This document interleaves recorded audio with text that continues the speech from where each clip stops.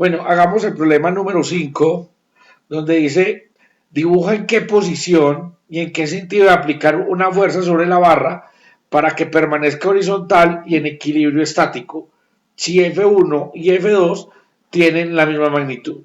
Entonces, para que permanezca en equilibrio, pues la barra ni se puede mover ni puede rotar. Miren que esto es como cuando uno hablaba del mataculín. Si aquí hay mucha fuerza, entonces él tirará o tenderá a girar en este sentido. Si la fuerza es en el sentido contrario, pues tirará para el otro lado. Entonces vamos a dibujar nuestra barra.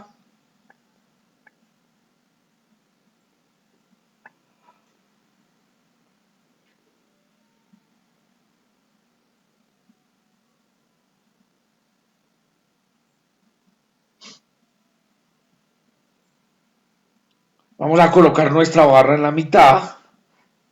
En principio, y si la barra fuera ideal, en la mitad se tendría que sostener. En el problema está partida en 6 partes iguales, donde está la mitad. 1, 2, 3, 4,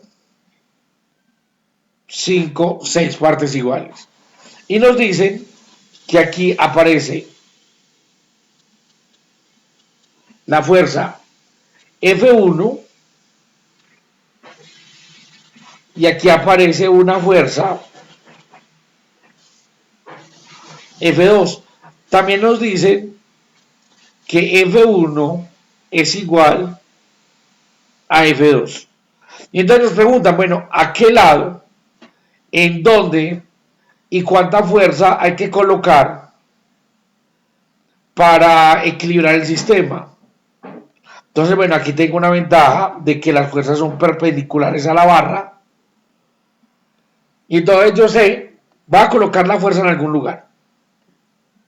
Coloquemos, por ejemplo, esta fuerza aquí, que la voy a llamar F3. Y esa fuerza está a una distancia X que no conozco. Recuerden que esta fuerza es perpendicular. Y entonces lo que voy a hacer es que, recuerden, la sumatoria de torques es igual a 0. Positivo para este lado, o sea, levogiro en contra de las manecillas del reloj. Negativo para este lado, o sea, destrógiro o en favor de las manecillas del reloj. Entonces, F1 es positivo porque la está tratando de hacer girar en este sentido por el radio. Entonces, en este caso es 3, o sea, por 3, más F2 también es perpendicular, no hay problema del ángulo, lo hace girar en el sentido en contra de las manecillas del reloj, o sea, positivo, y el radio es 2. Miren, de acá hasta acá hay 3, pero de F2 hasta el pivote hay 2. Menos, ¿por qué menos? Porque F3 hace girar la barra esta en sentido contrario. Entonces, queda menos F3 por X y esto tiene que ser igual a 0. F1 y F2 son iguales, entonces llamémoslas F, 3F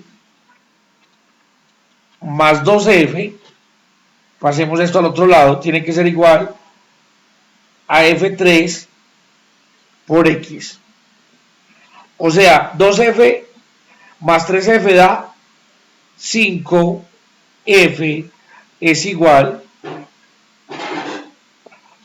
a F3 por X. Y ahorita entonces empecemos a hacer suposiciones. Vamos a pasar X al otro lado. Entonces 5 dividido X es igual a F3. Si a X la ponemos aquí en el primero, o sea, si X es igual a 1, miren que esto es una ecuación que tiene dos incógnitas. El 5 lo conozco, la F la conozco, pero la X no la conozco y el F3 no lo conozco. Cuando una ecuación tiene dos incógnitas, la cantidad de soluciones es infinita. Entonces, como es infinita, yo voy a suponer soluciones. Bueno, cuando X es igual a 1, F3 es igual a 5F dividido 1. O sea que F3 tiene que ser la suma de las dos fuerzas. Si X es igual a 2, F3 tiene que ser igual a los 5 medios de la fuerza. Y si X está en el extremo, entonces F3 es igual a 5 tercios de F. Estas dos variables son inversamente proporcionales. Mírenlo. A medida que el brazo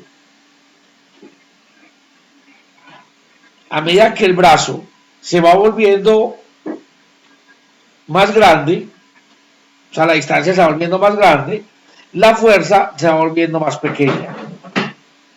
O a medida que la fuerza se va volviendo más grande, mírenlo, en este sentido la fuerza va volviendo más grande, 5 tercios, 5 medios y 5, el brazo va disminuyendo. ¿Eso qué quiere decir? Que si yo tengo aquí, por ejemplo, un peso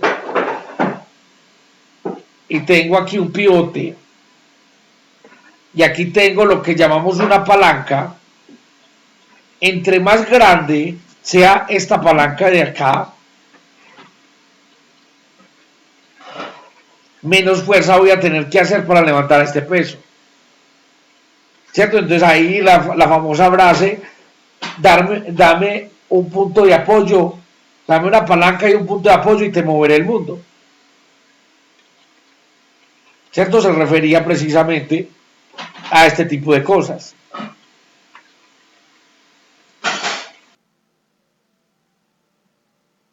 Bueno, respondamos estas preguntas.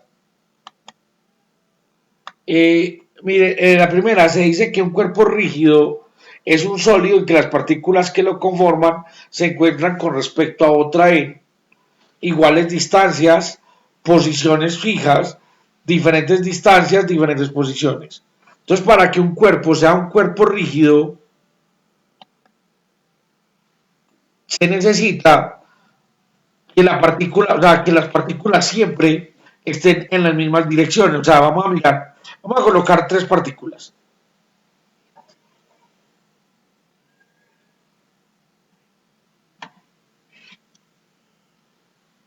Supongamos que tengo esta y esta. Bueno, yo dije tres. Entonces, estas, si esto forma un cuerpo rígido, supongamos que esto me forme este cuerpo. Entonces, si yo muevo esta, o sea, si yo muevo esta del puntico rojo, la muevo, por ejemplo, para acá, de alguna manera esta también se tiene que mover y esta también se tiene que mover. De tal manera que la distancia entre ellas siga siendo la misma. O sea, usted las puede mover, las puede rotar. ¿Quién dice que no puede rotarlas? ¿Cierto? Entonces ya mi sistema no queda como está ahí, sino que mi sistema queda de esta manera. ¿Cierto? Yo la roté, pero la distancia entre las partículas siempre se va a conservar. O sea, aquí tengo mi otro cuerpo movido. La primera acción se llama trasladar, la segunda acción se llama rotar. Entonces volvamos otra vez a la pregunta y miremos, dice, si un cuerpo rígido es un sólido en que las partículas que lo conforman se encuentran unas con respecto a otras en iguales distancias, diferentes distancias. Entonces diferentes distancias no, porque entonces el cuerpo estaría cambiando de forma. Posiciones fijas, no, yo puedo cambiar el cuerpo, diferentes posiciones. Puede ser que tenga diferentes posiciones, diferentes distancias. Lo que garantiza que sea un cuerpo rígido es que las distancias entre las partículas sean siempre las mismas. Vamos a ver este problema 2. Dice, para que un torque generado al aplicar una fuerza de 35 newtons perpendicularmente sobre una varilla sea igual a 31.5 newtons metro, la distancia a la que fue aplicada la fuerza con respecto al punto de apoyo es, vamos a escribir todo eso. Yo tengo una varilla, esa varilla tiene que estar empotrada en alguna parte, digamos que este es el pivote, esta es mi varilla. Vamos a suponer además que la varilla no tiene peso, o sea que no la vamos a colocar peso en ninguna parte. Y dicen que le colocan una fuerza perpendicular, o sea, no más hay que preocupar por el ángulo. Y esa fuerza perpendicular es igual a 35 newtons.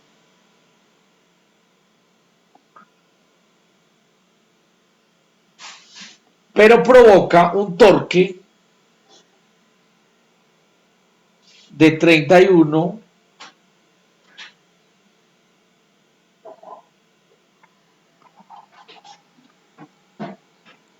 de 31.5 newtons metros. O sea que lo que tengo que averiguar es cuál es la distancia de acá, siempre desde el pivote hasta donde está la fuerza.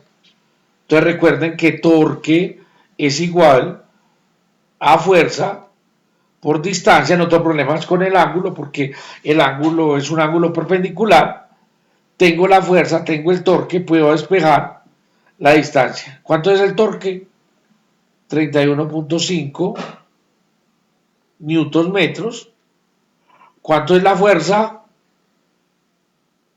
Es 35 newtons. Y esto tiene que ser igual a la distancia. Miremos a ver si es correcto. 35 newtons, 35.5 newtons metros.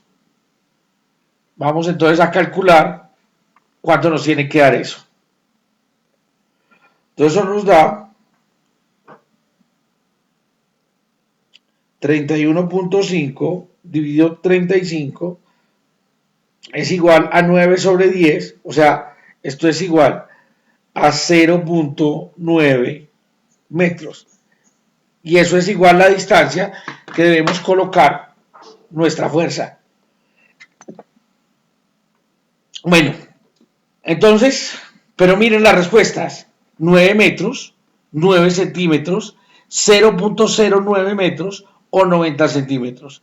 Ninguna coincide con la respuesta que nos dio acá. Pero entonces pasemos 0.9 metros a centímetros. Recuerden que para pasarlo no es sino multiplicar por 100. Entonces 0.9 por 100 centímetros, que es un metro. Eso nos da 90 centímetros. Y esa respuesta ya sí la encontramos.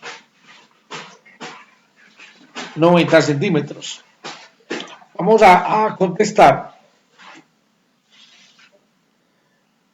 La pregunta número 3 dice, escribe si es verdadero o es falso las siguientes.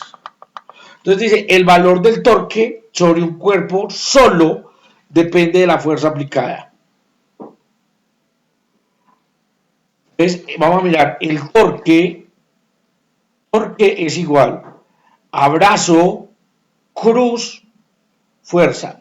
Entonces es evidente que el torque depende de la fuerza. Pero también podemos ver que el torque depende del radio. Y la pregunta decía solo depende de la fuerza. Entonces esa es falsa porque depende de ambas, de la fuerza y del brazo. Un cuerpo rígido está en equilibrio cuando la fuerza y el torque neto sobre él son iguales a cero. Entonces un cuerpo rígido, recuerden que el cuerpo rígido puede girar y puede trasladarse. ¿cierto? Un cuerpo rígido, teníamos nuestro cuerpo rígido, una L. Este cuerpo rígido puede o trasladarse,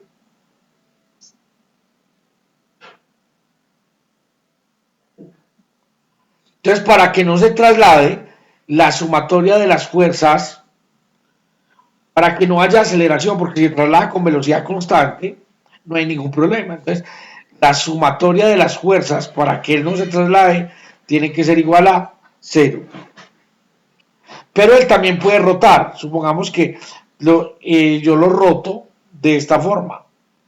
Está quieto en el lugar, pero rota como si tuviera un eje, de esta manera.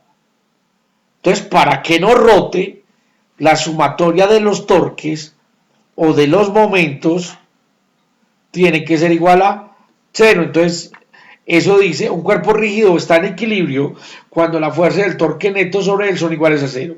Eso es lo que dice la ley de Newton. El centro de gravedad de un cuerpo es siempre igual a su centro geométrico. Hay un ejemplito muy simple para darnos cuenta de eso. Y es un muñequito que yo no sé si lo han visto, que es una especie de inflable que siempre permanece parado. Entonces aquí tendrás como un payasito, lo que ustedes quieran. Ese muñequito siempre permanece parado. Y si ustedes miran el centro geométrico es como por aquí. El centro geométrico es, digamos, la mitad geométrica de la figura. Pero para que él permanezca parado, le colocan mucho peso en el fondo. O sea, el peso del muñequito está en el fondo. Eso quiere decir que el centro de gravedad es el centro de equilibrio que va a estar como por acá. Y miren, entonces este va a ser el centro geométrico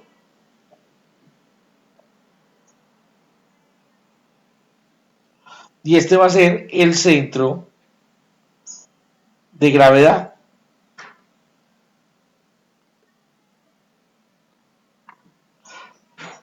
Entonces no siempre el centro de gravedad es el centro geométrico.